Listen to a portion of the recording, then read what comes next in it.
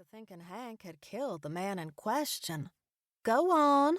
I stopped pacing and stood in front of him with my arms crossed, tapping my right foot to exaggerate just how aggravated I'd become.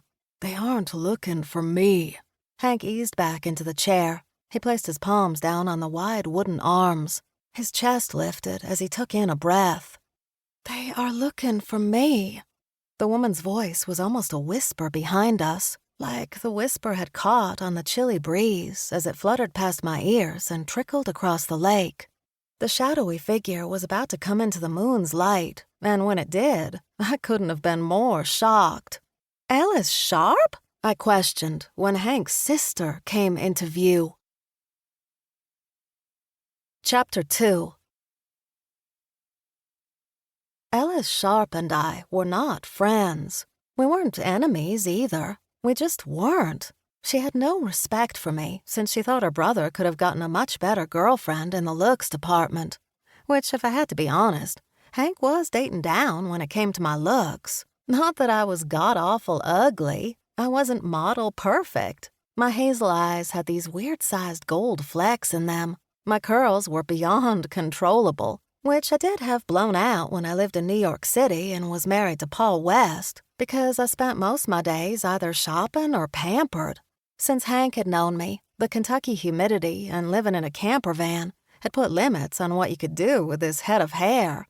There was Helen Pyle down at the Cuticles Beauty Salon, and if I wanted my hair straightened by her, I'd risk her burning it with the flat iron. So most days I'd opted to wear it in a top knot or just let those curls fly.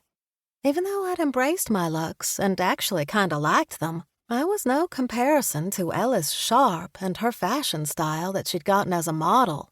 A failed model at that. Ellis Sharp standing in front of me as the real person of interest in the murder Ranger John Buxley had come to see me about wasn't what took me aback. It was the pure fact Ellis and Hank, though siblings, weren't close in the least bit. Hank's Granny Agnes had practically raised him, while Hank's parents had spent all their money and time taking Ellis around the country to enter various beauty pageants in order to score modeling contracts, only to bring her right back here as an adult, where she had no talent and no skills. So for Hank to even be helping her was what I suddenly had an issue with. "How did this happen?" I wagged a finger between them. "It's a long story." Ellis wrapped a strand of her long blonde hair behind her ear with her bright red fingernail, standing so stoic as though she wasn't in trouble. Big trouble. "And I've got, until—" I looked at my wrist like I had on a watch, but I didn't. "Forever!" "Shh." Hank put his finger up to his mouth and jumped to his feet. "Mae, I know you and Ellis haven't had the best relationship." "You think?" My jaw dropped. "She's done everything in her greedy little body to not only make your entire family life about her, but the fact I'm not good enough for Hank Sharp. She tried to break us up time and time again, and with your co-worker. Natalie is a low blow. She's my best friend." Ellis's voice had gone from a tone of wanting sympathy back to that of the same old Ellis. One excuse after the other. "Then go get her help." I gestured to the front of the campground. "And get off my property. I don't want a wanted killer here. See, I told you she's unreasonable, and we shouldn't have come back here."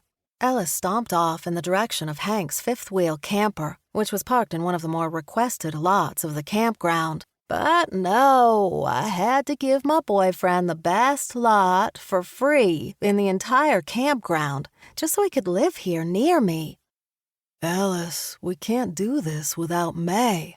Hank used his ever-so-reasonable voice that always calmed his quackadoodle sister down. She stopped in mid-walk with her back to us. Her chin lifted, and she twirled back around. "Mae, I'm sorry for Natalie. And we don't have to worry about her anyways now that she's gotten a real coroner job in another town. But regardless, I didn't give you a fair chance." She stood there so composed, with her thin frame still perfectly dressed in a pair of red capri skinny pants and a cream-colored long-sleeved blouse, along with a pair of leopard print flats. First off, this wasn't an outfit you'd wear if you were running from the law in a camper. It just wasn't. Second, she looked great to be in the position.